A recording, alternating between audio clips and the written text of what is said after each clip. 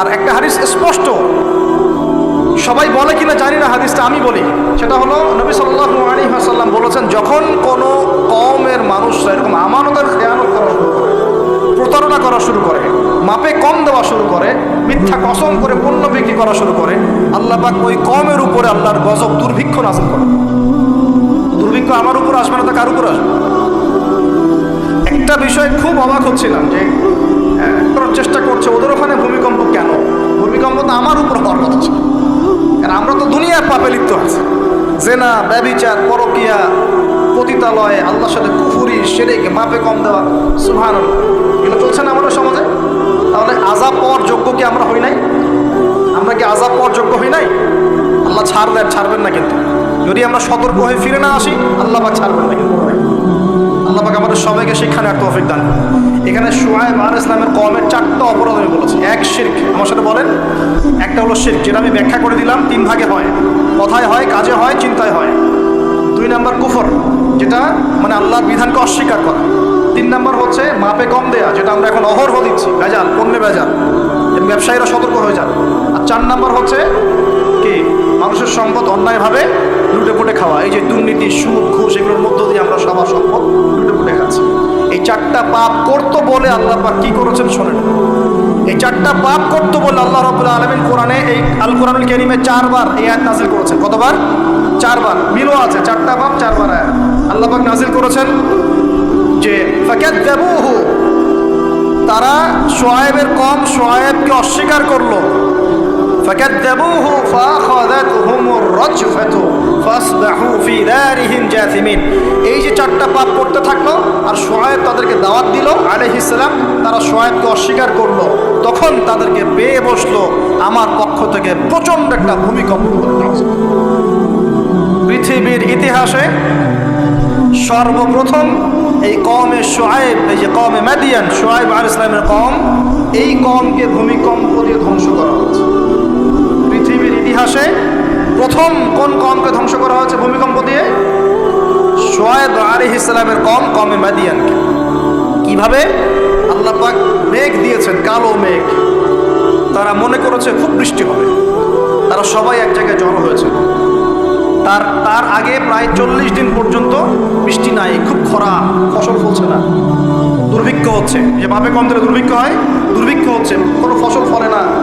তখন একদিন আল্লাহ পাক দিলেন কি, এই যে কালো মেঘ। সবাই মনে করলো হ্যাঁ এবার বৃষ্টি হবে, এবার বৃষ্টি হবে, সবাই চলো, খুশি, সবাই খুব উৎফুল্ল। সবাই মিলে জড়ো হলো একটা জায়গায় যেখানে কালো মেঘ জমেছে। আল্লাহ পাক ওই পুরো জায়গাটাকে ভূমিকম্প দিয়ে ধসিয়ে দিন মাটি। সর্বপ্রথম আল্লাহ পাক ভূমিকম্প দিয়ে ধ্বংস করলেন শুআয়ব আলাইহিস সালামের কওমকে 4টা অপরাধের কারণে। 1, তারা শিরকের পাপে লিপ্ত ছিল। 2, তারা কুফরির পাপে লিপ্ত ছিল। 3, তারা মাপে কম দিত। আর 4, তারা অন্যের সম্পদ অন্যায়ভাবে গ্রাস করে আত্মসাৎ করে। এই 4টা পাপ আমাদের মধ্যে আছে কিনা ভাই? আছে কিনা? এখন নবী সাল্লাল্লাহু আলাইহি ওয়াসাল্লাম আমাদেরকে সতর্ক করছেন, হে আমার উম্মত, তোমাদেরকে আল্লাহ মাফ করে দিবেন তোমরা যদি শিরকের পাপ না করো, কুফরি না করো, খালি লা ইলাহা ইল্লাল্লাহ মন থেকে পড়লে আল্লাহ মাফ করে দিবে ইনশাআল্লাহ।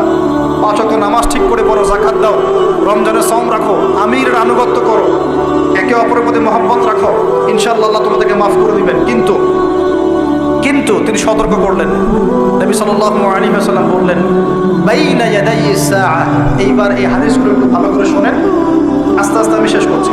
নবী সাল্লাল্লাহু আলাইহি ওয়াসাল্লাম বললেন, বাইনা ইয়াদাইস সাআ, কিয়ামতের আগে আগে, কিয়ামতের আগে আগে আসবে মুতায়নুন শাদীদ, বড় বড় দুটো মহামারী। বড় বড় মহামারী তো বুঝি আমরা, অসংখ্য মানুষ মারা যাবে, এরকম মহামারী আসবে। তারপর এই মহামারীর পরে আসবে সানাওয়াতু জালাজিল, জালজালা বা ভূমিকম্পের বছর। জালজালা বা ভূমিকম্পের বছরগুলো, বছর নয় বছরগুলো, মানে বছর ধরে সিরিজ ভূমিকম্প হবে বিশ্বে। এই পর্যন্ত কি পৃথিবীতে কখনো সিরিজ ভূমিকম্প হয়েছে বছরের পর বছর ধরে? এখনো হয়েছে কি? হয় নাই। আর হাদিসগুলো মেলাবেন। নবীজি বলছেন বাইনা ইয়াদাইস সাআ, কিয়ামতের আগে আগে মুতায়নুন শাদীদ, মহামারী ছড়াবে, প্রচণ্ড বড় মহামারী। পৃথিবীতে যত মহামারী হয়েছে এগুলোর ইতিহাস ঘাটলে দেখা যাবে না কোন মহামারী কত বড় ছিল। সাম্প্রতিক মহামারী অনেক বড় ছিল।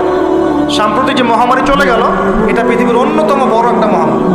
আমি বলতে পারবো না যে এটাই সেই মহামারী যার কথা নবীজি বলছেন হাদিসে, এমনটা আমি বলতে পারবো, কেউই বলতে পারবে না, কিন্তু হতেও তো পারে, পারে না? হতে পারে। তবে নবীজি স্পষ্ট বলছেন বা'দাহু, মহামারীর পরে আসবে সানাওয়াতু জালাজিল, জালজালার বছরগুলো, সিরিজ ভূমিকম্প হবে বছর জুড়ে। বলি নাউযুবিল্লাহ। কেন হবে? নবীজি বলছেন লা তাকুমুস সাআ, কিয়ামত হবে না হাত্তা ইউকবাদাল ইলম, যতক্ষণ পর্যন্ত না জ্ঞান উঠে যায়। এখন জ্ঞান উঠে যাচ্ছে না, কোরআন সুন্নাহর জ্ঞানকে মানুষ পরোয়াই করে না। মানুষ এখন বস্তুবাদী জ্ঞানকে বেশি প্রাধান্য দেয়, কোরআন সুন্নাহর জ্ঞানকে খুব কম মানুষই প্রাধান্য দিচ্ছে। বেশিরভাগ মানুষ বস্তুবাদী শিক্ষাকে প্রাধান্য দেয়। ইউকবাদুল ইলম, জ্ঞানকে কবজ করে নেওয়া হবে। নবীজি বলছেন এরপর কি হবে? ওয়া তাকসুরা জালাজিল, বেশি বেশি ভূমিকম্প হবে। ওয়া ইয়াতাকারাবুজ জামান, সময় সংক্ষিপ্ত হয়ে আসবে। এখানে অ্যামেজিং বিষয় হচ্ছে কি, প্রত্যেক ভূমিকম্পের সাথে সময় একটু একটু করে সংক্ষিপ্ত হয়। এটা রিসার্চ, সায়েন্সের। কিভাবে? পৃথিবীর ভিতরে একটা জায়গা আছে যেটা উত্তপ্ত, লাভা, এখানে লাভা আছে। আর পৃথিবীর ভিতরটা কিন্তু গরম। উপরেরটা আমরা যদিও দেখি এরকম শিলা, পাহাড় ইত্যাদি, পৃথিবীর ভিতরে কিন্তু আছে লাভা, যেটা সবাই মোটামুটি জানেন। এর ভিতরে একটা জায়গা আছে, ইনার কোর বলে জায়গাটা, একদম ভিতরে। এখনকার সাম্প্রতিক গবেষণা বলছে যে ভূমিকম্পগুলোর প্রভাবে, পৃথিবীতে যত ভূমিকম্প হয়েছে এর প্রভাবে ইনার কোর আগে যেদিকে ঘুরতো এখন উল্টা দিকে ঘোরা শুরু করেছে। মনে রাখবেন কিয়ামতের অন্যতম আলামত কিন্তু সূর্য পশ্চিম দিক থেকে, আর সময় সংক্ষিপ্ত হয়ে আসবে। নবীজি বলেছেন যে একটা বছর চলে যাবে একটা মাসের মতো, একটা মাস চলে যাবে একটা সপ্তাহের মতো, একটা সপ্তাহ যাবে একটা দিনের মতো, একটা দিন যাবে কেমন, নবীটাও বলেছেন। নবীজি বলছেন একটা দিন যাবে একটা ঘন্টার মতো। মানে ঘন্টা মানে কি, যে ম্যাচের কাঠি জ্বালাতে যতক্ষণ সময় লাগে এতটুকু সময়ের মধ্যে মিনিট চলে যাবে। কিভাবে হবে এটা আল্লাহ ভালো জানেন। আবার দাজ্জালের হাদিসেও আছে, দাজ্জাল যখন বিশ্বে শাসন করা শুরু করবে তখন 40 দিন সে বিশ্বকে শাসন করবে। কতদিন? 40 দিন, যার প্রথম দিনটা হবে 1 বছরের সমান লম্বা। প্রথম দিন কত বছর? 1 বছর সমান লম্বা।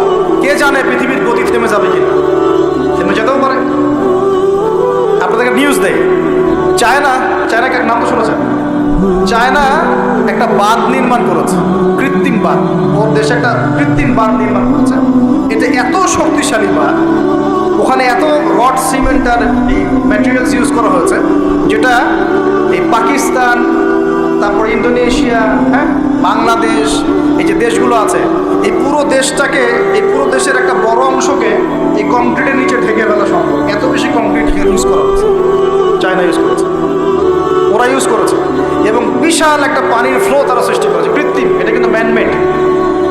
তো আমি গতকাল রিসার্চ করতে গিয়ে দেখলাম যে তারা বলছে এই বাঁধটা নির্মাণ করার কারণে পৃথিবীর আর্নিক গতির মধ্যে একটা পরিবর্তন চলে আসছে। মানুষের হাতের কামাই দেখে। আর এখানে কিন্তু দাজ্জালের হাদিস এটাও বলা হচ্ছে যে পৃথিবীর প্রথম দিনটা, দাজ্জালের প্রথম দিনটা হবে 1 বছরের সমান লম্বা। কে জানে, হয়তো বা এমন কিছু হবে মহাবিশ্বে যে পৃথিবীর আর্নিক গতিটার মধ্যে কোনো পরিবর্তন দেখা দিবে, হয়তো আল্লাহ ভালো জানে। তো আমি বিশ্বাস করি এটা হবে, কিন্তু আমি বলি না কারণে যে মানুষ বলবে যে আপনি এত স্পেসিফিকলি কেমন করে বলতে পারেন। আমার বিশ্বাস যেরকম কিছু একটা হবে, মহাবিশ্বে এমন কিছু একটা হবে যাতে এই পৃথিবীর গতির মধ্যে একটা পরিবর্তন আসবে। না হলে দাজ্জালের একদিন কেমন করে 1 বছরের সমান হতে পারে? সাহাবীরা প্রশ্ন করলেন, ইয়া রাসূলুল্লাহ, আমরা তখন নামাজ কেমন করে পড়বো? নবীজি বললেন, অনুমান করে পড়ে নিবে, তোমরা এস্টিমেট করে অনুমান করে পড়ে নিবে যে কতটুকু সময় পর পর ওয়াক্ত হচ্ছে। তার মানে সাহাবীরা নামাজে তখনও সচেতন ছিলেন। তারপর দেখেন ওয়ায়াতাকারাবুজ জামান, নবী যেটাও বলছেন দাজ্জালের দ্বিতীয় দিনটা হবে এক মাসের সমান, আর তৃতীয় দিনটা হবে 1 সপ্তাহের সমান। বাকি দিনগুলো হবে তোমাদের দিনের মতোই। এটা হবে, বিশ্ববাসী দেখবে এগুলো। বিশ্বের সামনে ভয়ঙ্কর কিছু ঘটনা ঘটা এখনো বাকি আছে। বিশ্বটা এমন থাকবে না, এখন যা দেখছেন সব এমন থাকবে না। নবীজি বলছেন জ্ঞান উঠে যাবে যখন, এটা উঠে যাচ্ছে দিন দিন। মানুষকে এখন শেখানো হচ্ছে মানুষ বানর থেকে সৃষ্টি হয়েছে। এগুলো জ্ঞান, এগুলো জ্ঞান। ইসলামের জাজল্যমান ইতিহাসগুলোকে মানুষ বলে যাচ্ছে, এগুলো জ্ঞান।